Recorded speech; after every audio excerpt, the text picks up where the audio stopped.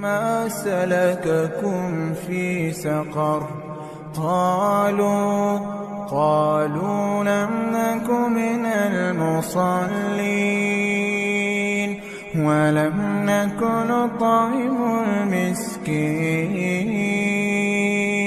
وكنا نخوض مع الخائضين وكنا نكذب بيوم الدين حتى أتانا اليقين فما تنفعهم شفاعة الشافعين.